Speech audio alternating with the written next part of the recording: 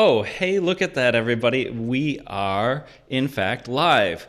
Welcome back to Deploy Friday, the webcast where we talk to the coolest people on the internet about the coolest topics on the internet. And this week, we've got a super exciting one. We're talking to guests Loiane Groner and Josh Long about the Spring Framework, which is, as everybody knows or will know by the end of this, the most popular Java-based framework for application development. So I'm Robert Douglas, and I'm with my colleague, Otavio Santana. We're from Platform SH, and let's get right to it. Let's talk about the Spring Framework. Otavio told me that we should talk to people about what that is and exactly what it's good for and who uses it. And I'm going to let our guests get right into that topic. Loiane, do you want to take a crack at explaining to people what the Spring Framework is and what it's good for? So Spring Framework is a very wide ecosystem. You can do a lot of things with it. I use it most for web applications. And you have several different modules that you can use. So if you need to develop REST APIs, there is a module for that. If you need to connect to database, you have a JPA, you also have JDBC template. If you need to have create batch jobs, you also have a module for that. If you want to use AOP, the aspect-oriented programming, there is also a module for that. And if you want to have a reactive program, create reactive APIs, now there is also a module for that. So there are so many things there are in the Spring ecosystem. One of the reasons that I have started using Spring in the first place was because of the dependency injection system, like 10 years ago or so, a little bit like back then.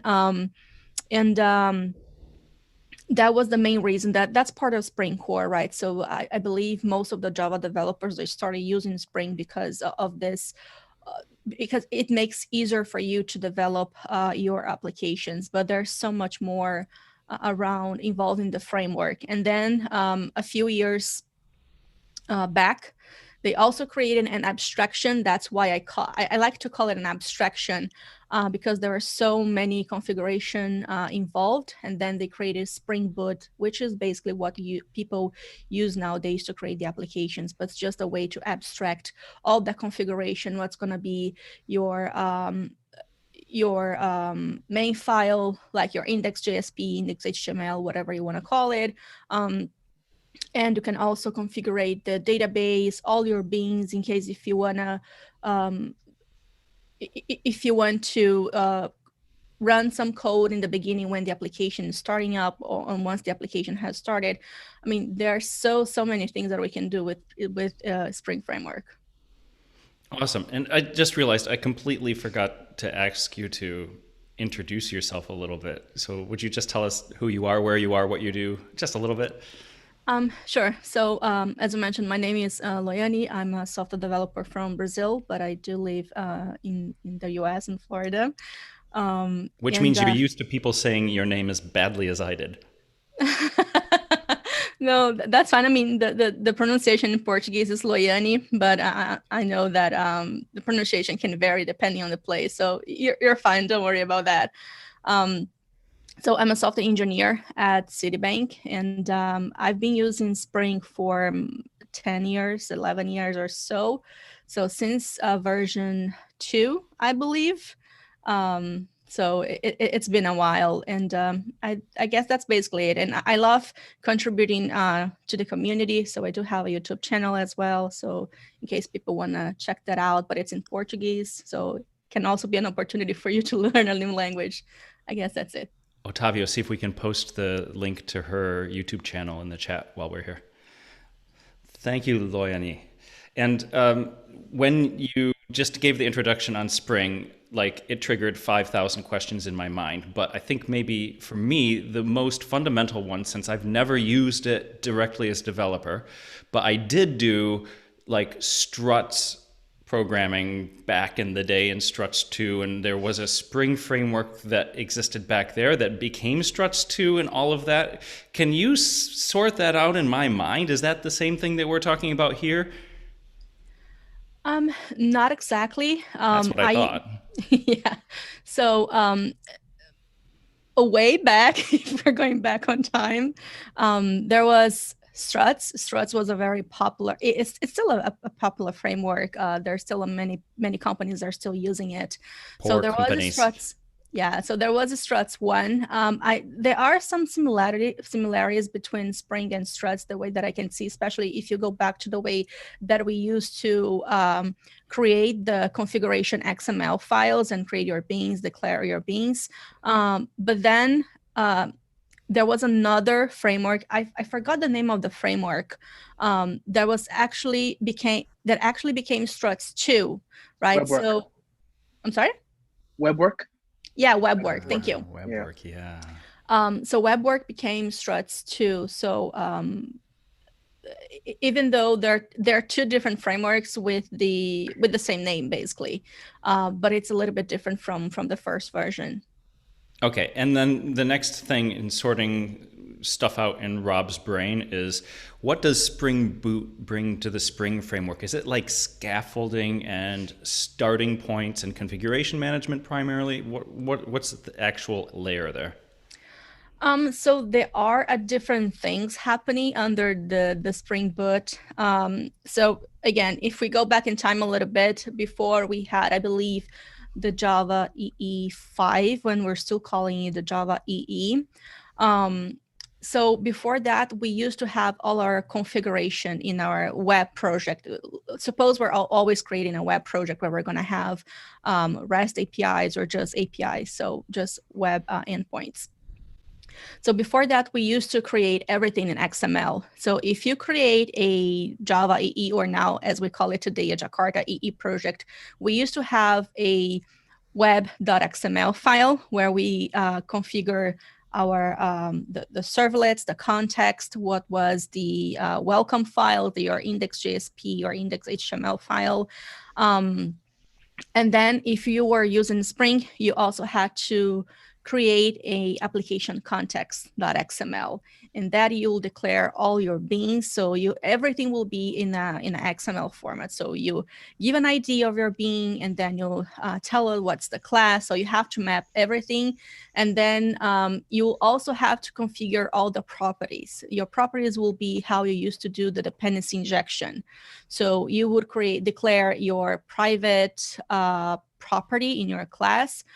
Basically, you create a setter method for that. So Spring could inject that bean into your class, and then you'll have all your, everything will be in your XML. And it's the same thing with your database configuration file, right? So suppose you're using Hibernate, you'll declare how you're going to connect to the database, what driver you're going to use, what's the dialect, the dialect, the user password, and also where are your configuration files or XML. So instead of using annotations, we will create one XML for each entity or model that we have in our project, and there it was.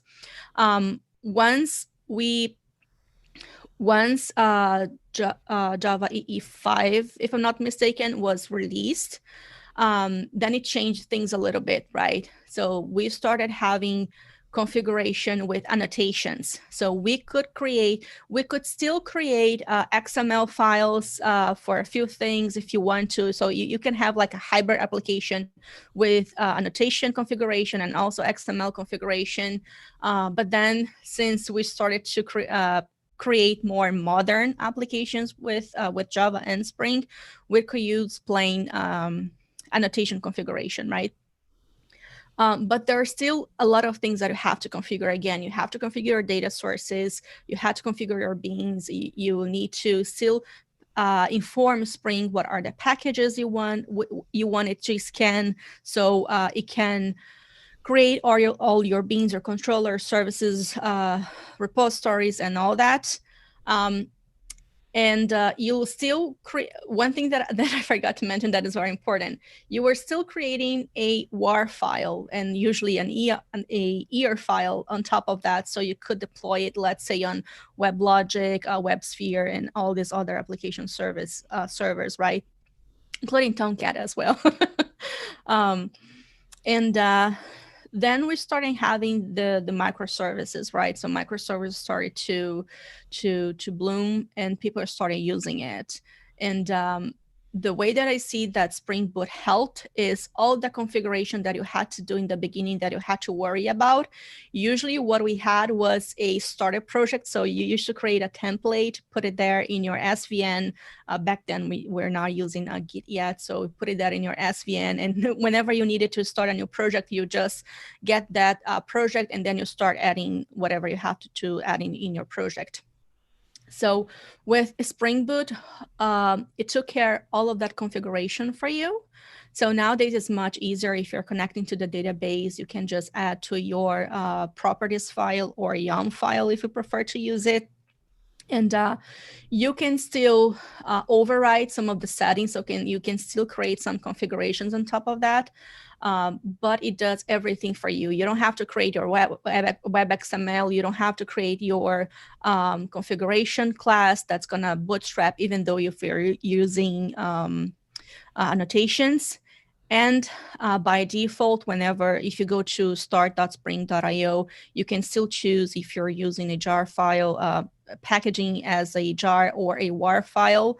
And behind the scenes is going to do everything for you. So the way that I see it, it's an abstraction layer on top of everything that we used to have to do a few years back. But you still can override that. How do people decide whether to use annotation-based or XML-based configuration? Because that already confuses me a lot. I guess nowadays everyone goes to the annotation because it becomes standard and it's a lot less configuration that you have to do. So unless you are working on a legacy project, you can still see some XML files. But if you are creating a project today, you're not going to use an XML configuration. Basically, you're going to use Spring Boot, and then you're going to have everything there ready for you to use. So let me get this right. So annotation means like code comments, right? With special symbols saying that this is an annotation, please parse this and do something with it. Yeah.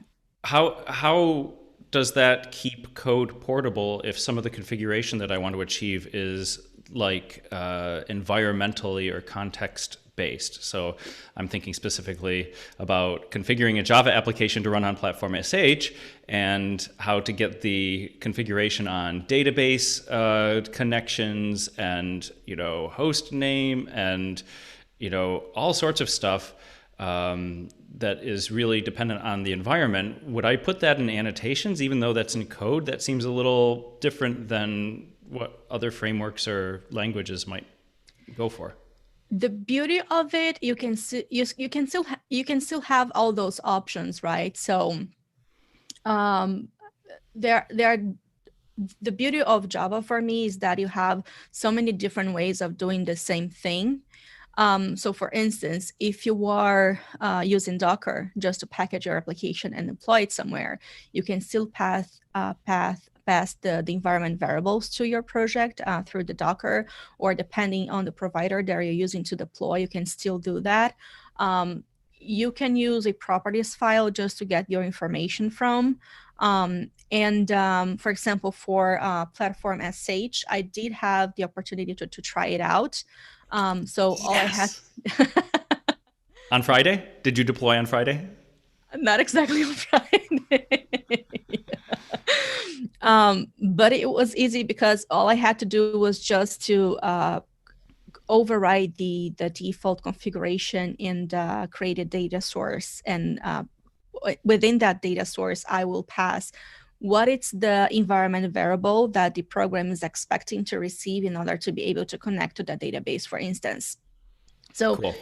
You still have all those options. It really depends on how and where you're going to deploy your application. Thank you. So I can now say I know almost everything that I know about Spring Framework and Spring Boot Framework from you, but I'd like to change that and ask Josh a couple questions. But this is, I'm still going to be very selfish about this and guide this conversation for my own learning, with the hope that other people learn too. Now, Loiane just mentioned one of the keywords that you see a lot around when you talk about the Spring Framework, and that's dependency injection. But there's another one that I've encountered, inversion of control, and they often go together. Josh, do you want to take a stab at sorting those terms out in my mind, what they mean and what they're good for? No. One or the other will get you most of the way there. It doesn't really matter. One is is it an either or type of thing? No, they're often, they overlap to the point where the distinction is, it's a distinction without a difference for most people. What you need to know is that there's a framework that's going to invoke your code. That's the inversion of control bit, and then there's dependency injection, which is that the actual wiring of the objects lives outside of your business logic. So you've heard of in C++ we had the resource initialization and acquisition pattern. That kind of stuff you don't need to do anymore, right? I want to just write code against an interface, and I don't care where I get that interface. And so if it's a mock data source, a javax.sql.data source in my test, great. If it's an actual data source, for example, if I'm running an application on some legacy application server kind of environment, like a WebSphere or something like that, then I can bind to JNDI. I could write a regular Spring Boot app and just have it get created for me by the framework. Either way, it's a JavaX SQL data source, right? So my code doesn't care about that, and it can be swapped out later. This also helps with configuration, as Loiane just very well explained. Spring Boot will give you environment. There's an environment abstraction that gives you properties. So those properties can come from YAML files. They can come from environment variables from Spring Cloud Vault, which is HashiCorp Vault integration. They can come from a centralized Git-backed version controlled configuration server called Spring Cloud Config Server. They can come from they can come from JNDI. They can come from the .properties file right adjacent to your jar, etc. Right? So, but in your code, all you know is that you have a value, a string that's been given to you, and who cares where it came from? That's a matter of configuration that lives outside of the Java code. So it could be an encrypted value in Vault, or it could be just a environment variable running in the process. Cool, thank you. And would you want to take a couple minutes and do your introduction now and explain who you are, where you are, what you do, what's cool about you? Nothing cool, but I work on the Spring team, which is pretty cool. Spring's pretty cool. It's gonna be big one day. My name is Josh Long. I work on the Spring team. I'm a Spring developer advocate. I joined in 2010, and I was a contributor to the Spring for several, most of the decade before that, and then, or at the very least, a nuisance in the community for the decade before that. So Spring is now, my goodness, it's 2002 is when most people started using it, and then I joined 2010, and here we are 2020. So still going strong. It's just this amazing thing. And can I may I touch on that one thing we talked about just a minute ago about the evolution of the two of Spring? Yeah, that would be Spring great. Boot? Please. From my perspective, everything she said is absolutely dead on perfect. But what she describes is the experience that people get when they use it. But from my perspective as a framework person, what I saw was that Spring has this dependency injection mechanism. It's a way of wiring up your objects. That's it, right? Who cares how you do that? So you could do it in XML 18 years ago. You could do it with annotations, right? We had support for Java annotations in 2005, right after Java 5 came out. And so then, we've got multiple ways you can tell Spring about the wiring of your objects. And as she just said, it was all up to you to do that. You had to pull together everything. So Spring was very flexible, right? You could do anything you wanted, and you could throw away anything you didn't want, and there was no assumptions made for you. And it was sort of the antithesis of the Ruby on Rails, web app babysitting a database use case, right? The assumed opinionated experience, right? Do you remember that, the web app babysitting a database use case? That was the thing that David Hannemeyer Hansen and the others were talking about back in 2005 was most apps are just web apps babysitting databases. And so the optimization that Rails made was, we're going to give you the most efficient way to build a web app babysitting a database. Well, they talked about the 5-minute demo, right? And it worked, right? The 5-minute demo was awesome, right? And Rails, of course, has powered a good deal of the last decade's worth of software, right? Because it's so productive for that one very specific use case, web app babysitting database, which a lot of us have. And Spring took the opposite perspective, which said, hey, we're going to make it as easy as possible to do anything you want, and we're going to just provide lots of different integrations, right? So she mentioned some of them: batch processing, integration, security, LDAP, cloud, microservices, everything, right? Just everything you want to do on the server side. Data access, NoSQL, SQL. So we provide lots of different modules, right? And you had to pull it all together. Now, how you did that was up to you. You could use annotations, you could use XML, you could use both, you can mix and match, right? Spring doesn't care as long as you give it the context or the cues that it needs to be able to wire your objects together at runtime. And there's a lot of modules, so that could actually result in a lot of configuration, right? So eventually Spring Boot came around, and all Spring Boot is auto configuration. Basically, Spring Boot starts up, it looks at the environment and it looks at cues in the environment, and it says, hey, I was going to go ahead and create this data source for you, but it looks like you've already got an object of that type somewhere that you've defined. We'll back off. Or if you haven't done it, we'll go ahead and do it for you based on the presence of these types in the class path and the credentials in this environment property, whatever, right? And these auto configurations mean that now you get the best of both worlds. You get complete flexibility, right? Which is what you had before. If you want, you can override anything in Spring because it's still just an application. It's still just dependency injection, right? All the things that Spring is doing for you automatically are just beans that are being created for you on your behalf, but you can override them by contributing your own definition of those beans. So there's no part of the engine that is immutable or fixed, right? So you get the complete flexibility, but now also you get the 5-minute demo, right? You get the web app babysitting a database, or batch app talking to a database, or microservices talking to each other, or security, or all the things that Spring can do in less than 5 minutes, right? So my whole world is I'm a developer advocate. I was the first developer advocate for Spring back in 2010, and my whole life is just showing people that I can do a ridiculous amount of things with 45 minutes on stage that nobody else could do. And the reason I have enjoyed some measure of success is not because of me, it's because of Spring. Spring is just super productive. So I go on stage and I talk to however many people I'm lucky enough to talk to on any given day. That was last year when we had planes and stuff, right? This year. Yeah, now you turn on your green background and go on Zoom. Yeah, but last year I was lucky enough to talk to people hither and thou, 650,000 miles around the planet in 2020 and similar years, and all around the planet, right? People are just using this cool stuff, and they're just my whole life is just trying to show people things and seeing if they like it, and then meeting people who are doing even more impressive stuff with Spring and going, okay, I gotta level up. My whole experience is just being very disappointed that I'm not nearly as good as the community that I serve, So you mentioned that you're part of the Spring team, right? Yes, sir. What is the Spring team and who pays for that? So the Spring team is substantially paid. Well, good question. So the Spring project, the open source Spring project, was a bit of work that was created by a guy named Rod Johnson back in 2001. He did that as it was a source code for a book. It was trying to show people a better way forward for writing server-side Java applications back in 2001. And he was writing this book, and he was trying to show patterns for building applications with a then sort of entrenched standard sort of thing, right? And it was not as productive as he was hoping, right? So he started scratching the itch, and out of that was born this code. Well, that, in contrast to a lot of projects, the book came first, and the source code that accompanied it eventually became the project, as opposed to the project becoming the thing that motivates the book.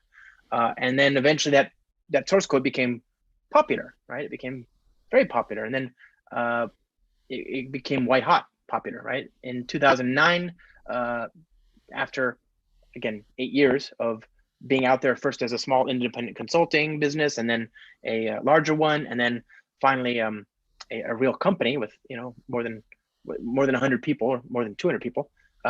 Eventually, that was acquired by VMware in 2009, and then in 2013, all the sort of developer-y stuff.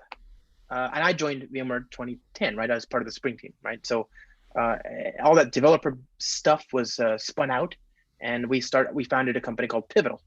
And so I was a founder of Pivotal, and I was there for the entire 7 years. And then we got absorbed back into VMware last year.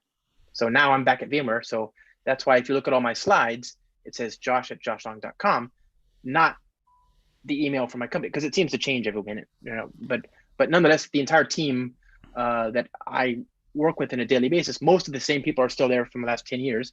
We, just because we've had different brand, the names on the letterhead on the paycheck has been changing, but it's basically the same team, and we've been working on the same code for decades, right? All of these acquisitions and mergers, it strikes me that it's the real life analogy to dependency injection and inversion of control. Yeah, there you go. Well put. And so the Spring I'm just a team little is predominantly Pojo doing my job. There you go. We don't need to worry too much about the environment around us. We're abstracted from it. The Spring team is predominantly, in terms of paid employees, it comes from VMware right today. Right. But we also, because it's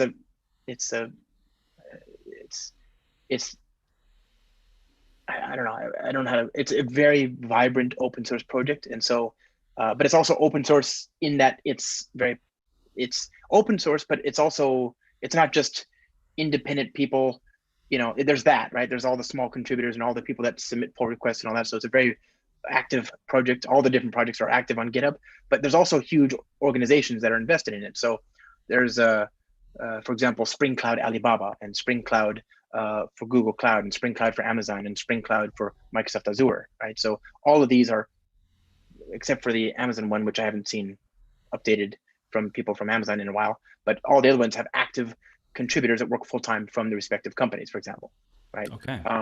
And then there's the stuff that we're doing, and there's also Spring Cloud for Kubernetes, and that was actually born of work being done by Google, and I think there's some stuff from Red Hat there, and just lots of weird, wonderful sort of mixes, right? So everybody converges on Spring because it's a very natural place to build apps, and so as a result, it's today the most ubiquitous Java technology on the JVM, except for Java itself, and except for standalone libraries like Log4j and that's maybe JNet 4, but even there, I couldn't be sure. Thank you. So this raises a question in my mind that I want to direct to Otavio. And that is precisely, Otavio, you built the template on Platform SH for Spring and Spring Boot, which is, by the way, linked to in the text underneath the description text for this video. So if you're watching this video and you want to try this, then follow the link there, click the Deploy on Platform button, and enjoy running Spring Boot on Platform SH. But Otavio, would you take a minute and tell us what those templates that you pre-created have inside of them, and how people are supposed to use them, and how did you use these capabilities that we just talked about, whether it's like XML configuration or annotations, to interact with the platform environment? I'm curious, please. Okay. Spring is really easy to use. To be honest, Spring was the first template that I did, I guess, after 3 days of Platform SH, to see how easy it is to take any Spring application to Platform SH. Basically, we can override the configuration, like they mentioned, put in the properties, override from environment and also to the properties, something like that, or put in Java properties as well. What I love from Spring is because they have a huge amount of tools that make easier to the Java life to do codes. Like we have Spring Data that makes easier to you integrate Java with any kind of application, such as SQL, MariaDB, PostgreSQL, something like that. We Spring also has support to NoSQL database that includes MongoDB, Redis. That was easy, really, really easy to make that possible with Spring. And yes, we have template with Java 8, Java 11, Spring with Kotlin as well. Um, because Spring has a huge support to several languages. I guess Groovy Spring has support as well. Reactive Spring. So we have a huge amount of templates that use Spring. And that was I like really, that really you've got Kotlin support. Right on. yes. And if you'd like to integrate with MySQL, Postgres, Spring MVC, um, with Spring, Reactive, WebFlux, we have several templates that cover the whole Spring environment at platform stage. Cool. So we do have several people from the audience who are posting comments on the YouTube video, but nobody's posed a question yet. So this is Yeah, there's just. one question Oh, is there? about Okay. GraalVM. Yeah, go for it. What's the question? Okay, what do you guys expect from integration between Spring and GraalVM? Well, can I enter? May I? Please.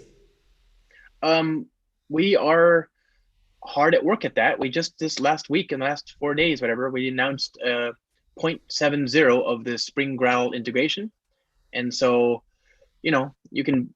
I'm actually working on I'm working on another video that'll go up in next week, where I just build a traditional servlet Spring MEC, Spring Data JPA Hibernate based application, turn that into a Growl app, and then I build a reactive, SQL based application with a reactive web service, and that turns into a Growl app, and then I also build a traditional MongoDB and a servlet application, and that turns into a Growl app, and it's all the same steps. It's exactly the same.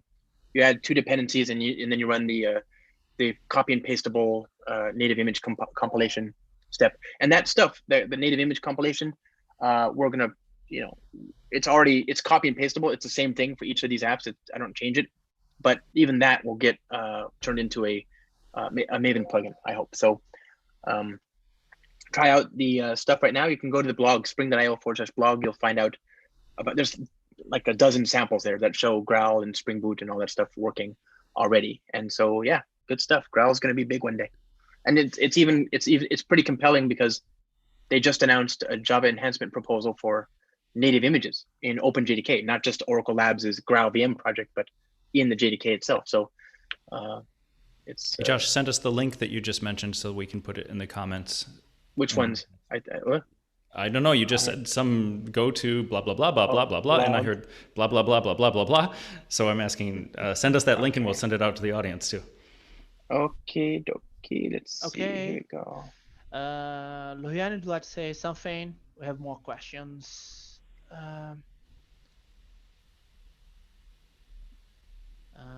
There's a good question from Cloudinier Freitas, who say, how do you feel about micro frameworks such as Micronauts, Quarkus, so on? What do you feel about Spring against these kind of micro frameworks? Can I answer from a developer perspective?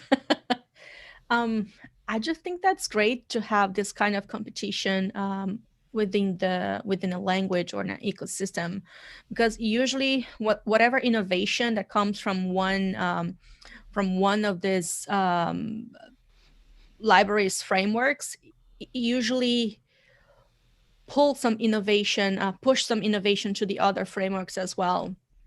And this is kind of what we saw that happened a while back with Spring and Java EE as well, since we touched on that subject. So one kind of, hey, you need to evolve, you need to have some innovation in your part as well, so you can keep up the pace. So I think that's great. And of course, with all these frameworks and libraries that we have on the market, it's not there is no silver bullet, right? This is a very cliche, but it's something that is true. There is no silver bullet. So it really depends on the project that you have. So depending on the scenario, your requirements, the environment where you're going to run those kind of applications, one framework or library might be a better fit than the other. So this is what I see from as a developer that uses these frameworks. So I think that's great to have this kind of competition. And maybe, as I mentioned before, there might one framework. So for example, if there's something that is really great about Quarkus that everybody talks about is how it's fast, we can compare with Node.js because the startup time is really fast. So maybe, and maybe someone from Spring, it's gonna say, hey, we need to step up on this part as well, so we can be as equals on that. Or sometimes the one framework will be better than other in some kind of different perspectives. And then, as I mentioned, depending on the requirements, depending on your project, one might be a better fit than the other.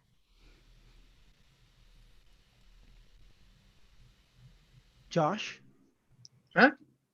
Want to say something about micro frameworks? Can I go ahead to the next question? Yeah, so use Spring Boot. It's going to be good for you. You'll enjoy it. It's got the richest ecosystem. I don't know what you want me to say. I've been very impressed with the work that the Quarkus team have done around making Hibernate fast. Really, really impressive. I didn't know that Hibernate could be that fast. So kudos to them. And it's good stuff. Rock on. Okay. Loiane, did you say competition?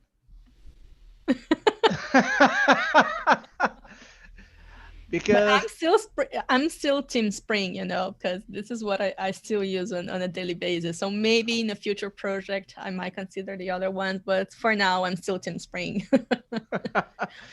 Because also, usually when you talk about Spring, it's hard to don't mention about Java EE, right? Now I've managed to go for most of 10 years without mentioning Java EE. There's no reason to mention it. I sense some tension. I have no need to mention it. See, this is the difference. You can't quantify Spring by comparing it to things like Java EE. That's disingenuous to Java EE, and it's definitely misses the point for Spring and Spring Boot, right? You can write entire applications without ever touching a Java EE or Jakarta EE application these days. The last 3 years, I haven't even touched anything from the JCP at all, basically. I've been using reactive applications, right? So it's just been totally different experience. So I don't really want to. I appreciate all the cool stuff you get from the JCP, and but let's not describe Spring in terms of Jakarta EE, right? Or Java EE back then. Yeah, it's become Jakarta EE, but anyway, yeah. So you mentioned something about reactive Spring, right? Could you tell us what is that and how amazing that you use? Spring T-shirt, reactive, get it? That's a reactor around a spring leaf. Anyway, okay. Yeah, so reactive Spring, it describes a whole swath of things. Loiane had talked about it earlier. It's just a way of building non-blocking applications. And so back in 2011, we introduced a project called Reactor. Reactor is a way of doing reactive pipelines, right? It's sort of like RX Java or whatever. And it supports fast dispatch, asynchronous, non-blocking IO, right? And event loop based processing. Then that underpinned our WebSocket support in Spring Framework 4 in 2013, I think. And then we decided to surface these types, these low-level reactive types, as a top-level thing that people could consume. So in 2017, we released Spring Framework 5, and ever since, since then we've released Spring Boot, Spring Data, Spring Security, Spring Cloud. All the other components have been updated to support reactive programming end to end. So you can build reactive data access, do reactive security, do reactive web services, WebSockets, and so on. And then since then, we've also released several intervening releases of all those projects. And now we're talking to, we are a part of the Reactive Foundation, right? We actually created the Reactive Foundation along with Alibaba and a few others, and we are also heavily involved in a protocol called RSocket, which is a protocol that was created by engineers from Netflix who then went to Facebook. And RSocket's a natively reactive protocol on the wire, right? So it gets past a lot of the considerable limitations of HTTP and WebSockets and so on. These are okay, but they're not natively reactive, right? And so they don't understand back pressure on the wire. They don't understand a lot of the things that people want for really, really fast service-based interactions. What's back pressure on the wire? Well, back pressure, first of all, is this idea that the consumer of the data has the ability to push back on the producer of the data, right? The consumer has, like, conceptually, why do we introduce a message queue into architecture? You've got a producer and a consumer. Why don't they just talk to each other through REST, right? One reason is because the consumer might get overwhelmed. The thing that's processing the data might not be able to handle all the data. And so the broker has this mechanism where it can absorb the extra load and allows the consumer to drain the load as fast as it can and no faster. You can't really easily denial of service something on the other side of a Kafka queue or something like that, right? So conceptually, if you understand that use case, then think about it just in the same VM, right? What if I have a producer and a consumer and one's going faster than the other, right? I want some way for the consumer to push back. This is just flow control, nothing fancy. Ever since there was one service on the same network as the other, ever since there were two computers on the same network ever in the history of computers, we had to worry about flow control. At the lowest levels of TCP and UDP, we think about flow control, right? So the only novel bit here is that we've surfaced that as part of the Java API. Now I have a way of saying, I don't have the capacity to handle any more data until you push back. That's called back pressure. You say to the producer, no thanks, I can't right now. And so you can either drop the data or you can re-queue it, whatever, right? But it's I don't want you to think it's a message queue replacement, but I want you to use that metaphor or that analogy as a way of understanding what it's doing, even in the same VM, even in the same Java code, right? No message queue involved. But then if you understand that, then it's very natural to use the same concept when you talk to databases, to talk to web services, to talk to message queues, to talk to anything, right? So RSocket supports back pressure. When you have HTTP, it does not, right? So imagine what happens. I've got a reactive web client, an HTTP client, and I've connected to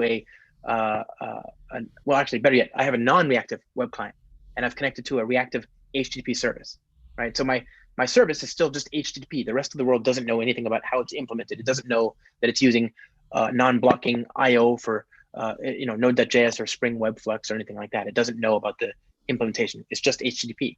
And so when the client disconnects from an HTTP endpoint, the best that a reactive HTTP service can do is perceive that disconnect and then apply back pressure to all the things that were involved in producing the response that was being sent to that stream. But that's it, right? There's no way for the client to then reconnect and pick off where it left off. It can't resume. It can only cancel and apply back pressure once, right? But true reactive applications, yeah. How do you? What's the programmatic mechanism for applying back pressure? What's the programmer's responsibility in that? I'm really curious. So you get in the world of reactive programming, you work with 4 types, right? These are part of the reactive stream specification. These types, these interfaces, were a common ground set of interfaces that were extracted by the Spring team, by Lightbend. They were Lightbend now, but they were type safe at the time. The Netflix RX Java team and the Eclipse Foundation, right? The Vertex team. So the 4 of us got together and we defined these common ground interfaces for reactive programming. There's 4 types, 4 interfaces, 3 of which you're going to use in your day-to-day interactions. The basic arrangement is you have a subscriber that subscribes to a publisher. When the subscriber subscribes to a publisher, the publisher emits data to the subscriber in the on-next method. If there are any errors, the on-error method is called. And when the data is done processing, the on-complete method is called. That's the average sort of life cycle. Where the programmer can apply back pressure is in that very first method, on subscribe, that lives on the subscriber, that gets a pointer to something called a subscription. So that method to be clear, the subscriber subscribes to the publisher and it's given the subscription. That's what happens. Then as the data arrives, it gets passed into the on-next method and so on. So that subscription is very important. That subscription has two methods. One is called request and the other one is called cancel. Request takes a long. So you can ask for 10 more records or 1,000 more records, or however many you feel you can handle in one fell swoop without being overwhelmed, right? So the subscriber requests more data, and the guarantee is that you're going to get no more than n records, where n is the number that you passed in there. You might get, if you say I want 10 records for simple math, you might get 10 records in 10 nanoseconds, or you might get 10 records in 10 years. There's no guarantees about any of it, except that you're not going to get more than 10 records. Once you've gotten 10 records, you can request more, or you can just not, right? And that's what I mean by session resumption. If I don't request anything, that doesn't necessarily mean that I'm disconnected. It just means I haven't requested more data, right? I can also cancel, right? I can just say, never mind, go ahead and dismantle yourself. So that use case is super useful for patterns that are very common, like hedging. Hedging is a very common pattern for microservices, right? Suppose I'm doing typical service orchestration, scatter gather kinds of orchestration of different services. A very common use case is, say I've got one web service I'm trying to make a call to, and I want to make sure that my SLA is being maintained, right? So I call this downstream microservice. A common way to guarantee an SLA that a lot of people use is a timeout. But this is actually a really poor way to solve this problem, right? Timeouts are sort of last ditch resort. They're a last ditch way to guarantee that you're going to make your deadline. Think about, for simple math, really simple, indulgent, dreamland math. Let's say that I have an SLA, a gloriously generous SLA of 20 seconds, okay? Ridiculous, absurd, right? Who has so much time to sleep? But I have a 20-second SLA. I'm making a call to the downstream service. I could use a timeout, but then what do I do? I guess I could say, well, I've got to call this downstream service and get a response back from my client. So maybe I say maybe I make a timeout of 10 seconds for that call to the downstream service. That way, if it fails, I can try again and still have time to spare to make my deadline, right? Well, what about that service that I'm calling? What if it now needs to call another service? Well, now it has to get the response in 5 seconds, right? And then that one afterwards, what if it makes another call? That has to get back a response in 2.5 seconds. So you can see it decays very quickly, right? And it's unfair because these poor downstream services have to produce responses in increasingly quick amounts of time for no other reason than the fact that they're a few hops away from the origin of the request. So it's not a great pattern, and it's not a very fair pattern, and it doesn't actually guarantee you're going to get a response within the SLA. So what a very, very common pattern that Google and Netflix and Uber use is something called hedging. With hedging, you launch the same idempotent request. That's important, right? You launch the same idempotent request to n nodes, where n is some number greater than 1, right? So you could use Spring Cloud's discovery client, right, to talk to a service registry and programmatically ask it for n instances of the service, right? You could talk to Zookeeper or Console or Eureka or whatever, right? So you ask it for n instances of an otherwise identically configured service. So, your customer service, you might have 3 nodes, each of which is identical. It's the same API, just load balanced onto 3 different nodes. I can then make a call in concurrence at the same time to all 3 of them. And I can ask for the first one that produces a response. I want to keep that one.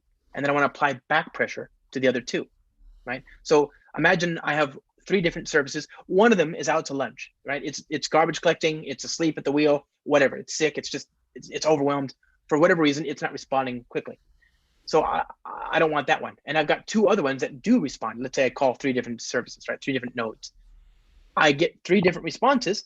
I want to keep the fastest one. Now, if you've ever done C or C++ programming, or even used some of the sort of foreign function interfaces from various scripting languages, you'll no doubt have used the select function, right?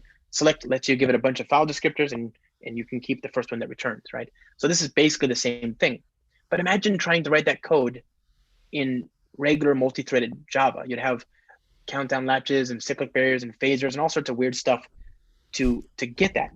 With reactive APIs, it's just, flux.first, and you pass in the 3 different reactive streams or n streams, where it could be unbounded, right? It could be any number of streams, and it'll give you the first one and then let you pass that back to your client. So it'll automatically apply back pressure to the other ones that don't respond fast enough. So that's a very natural thing to do in a reactive API, but it would be super painful to do in a non-reactive API. Yeah. You in the front. So I was listening the whole time to precisely explain to my brain what back pressure is. It's, Okay. I think it's the absence of requesting more. Yes. Yeah. Okay. Perfect. As a consumer, when I have a pointer to a subscription and I don't request more, that's applying back pressure. Or if you cancel, in which case you say that's forceful back Well, pressure. that's not back pressure. That's a breakup. That's just termination. Yeah, that's true. Yeah. Yeah. It's not just bending; it's breaking. You're right. Fair It's like, and we're living in the age of canceling right now, right? So like for a subscription, that's the worst case. Yeah, that's true. Very true. Otavio, next question. Yeah, there's a question from Larry. Can Spring run with Tomcat or without Tomcat? Why should I use Tomcat? Why should I not use Tomcat?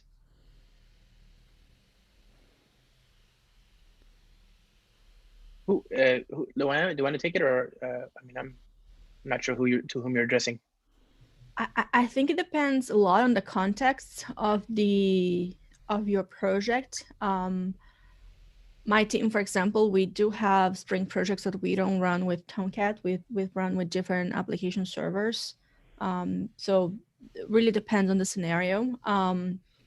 So by default, if you're using Spring Boot, then and if you're running as a jar file, the Spring MVC, not the reactive one, it's going to use Tomcat, but you can choose another app server as well. So there is an option to configure it and use a different one. And as Josh just mentioned, he explained all the part of the reactive programming with Spring Web Flux.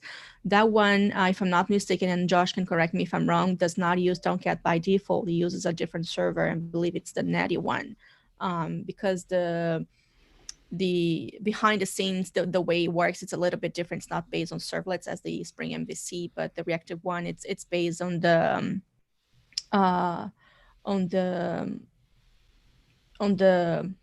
infinite loop concept.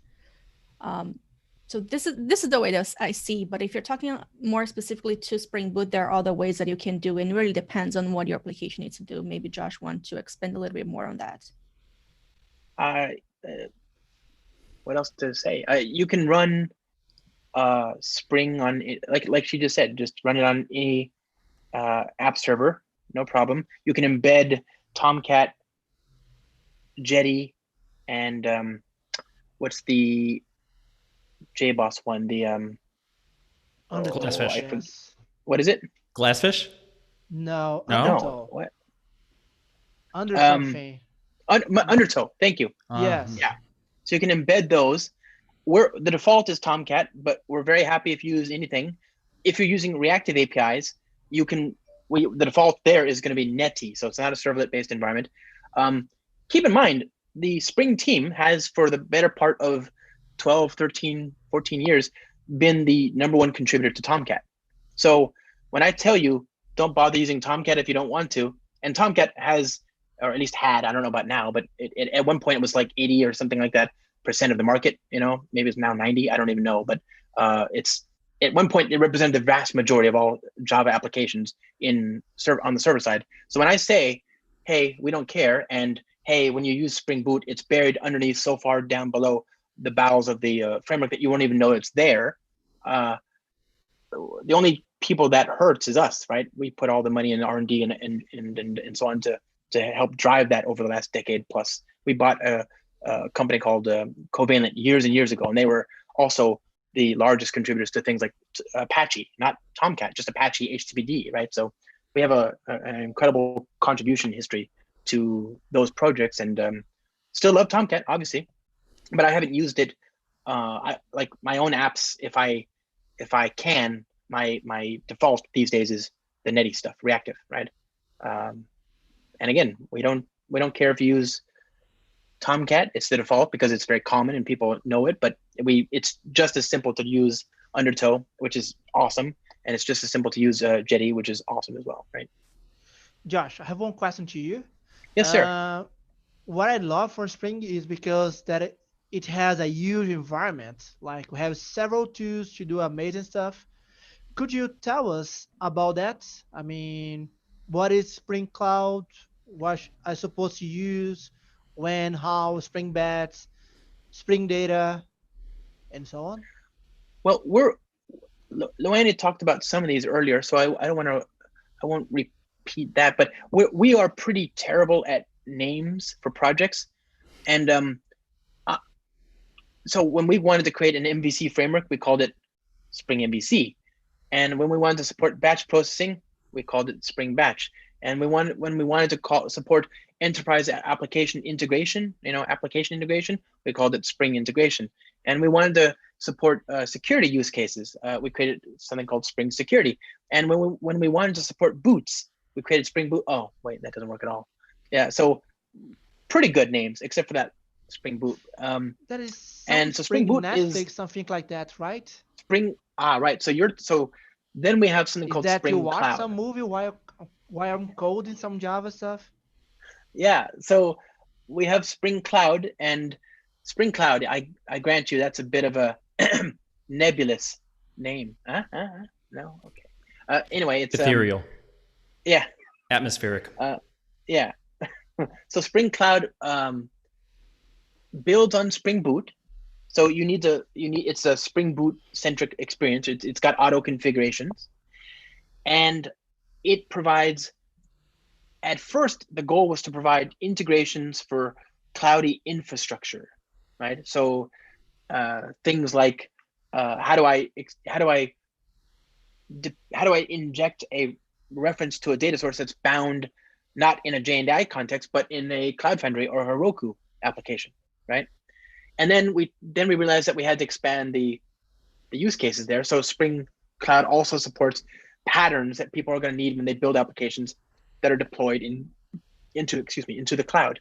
And so things like circuit breakers and retries and client-side load balancing and service registration and discovery and centralized configuration and all these sorts of patterns, right? These are not technology specific. A lot of them were based on different patterns by different open source projects, and we integrated those and tried to provide a nice clean abstraction on top of all that. And then now, since we've got these really great patterns and Spring Boot became very popular when building applications in the cloud, then, as I said earlier, a lot of different vendors that have clouds started wanting to help flesh out the opportunities for Spring Cloud users to integrate with their infrastructure, which is sort of the use case that we talked about in the very beginning, right? The Heroku Cloud Foundry connectors. So now you have Spring Cloud for Azure, Spring Cloud for Alibaba, Spring Cloud for Kubernetes, Spring Cloud for Cloud Foundry, Spring Cloud for Google Cloud, Spring Cloud for AWS, et cetera. And so, at that point, you've got Spring Cloud, Google Cloud, for example, Spring Cloud, Spring Boot, Spring, you're like 5 levels above. We have several layers of Spring, right? What's the biggest next thing? I mean, the Spring future. What is the what? The next big thing on Spring. Gosh, so that's a great question. I wish somebody would tell me. We don't, I don't, we have goals, right? But right now it's just about, we're right in the middle of the 5.x release of Spring framework, and we have Spring Boot 2.x. So the big themes that we have for these release trains are the reactive support and RSocket support, and increasingly the native image support. And so you're just going to see us making that even better, right? For now, right?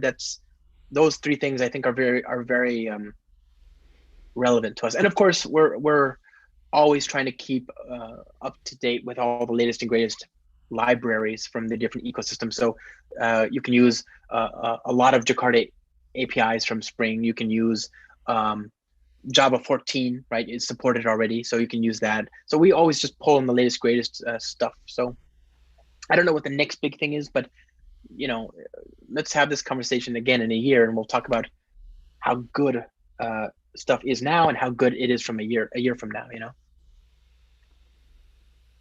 Sorry, it's a non-answer. I don't know how to answer it. I don't know what the big thing is 2 years from now, but I do know what we're working on right now, which is making these themes that you can already use that are already pretty good, even better, right?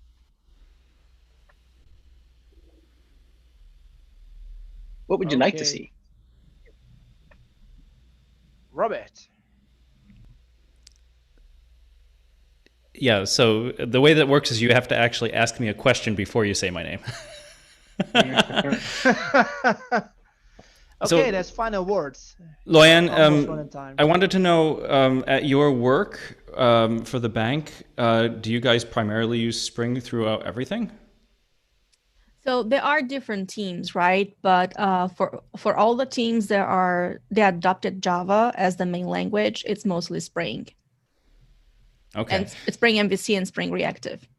So if I'm a young aspiring developer and I want to get a great job, and this actually, mirrors how I got started in computers to begin with. I walked by a magazine stand on the way to my orchestra job. I had my French horn in my hand, and I was thinking, man, I don't want to do this for the rest of my life. What should I do? And I looked over on the magazine stand, and there was a magazine that said, "Young developer, go Java." Playing on the Go West, theme from many years ago. So Go Java is what it said. And I went Java, and that's how I got into computer programming to begin with. Would you say young developer go Spring? Is that still the most career safe way to jump into the Java world?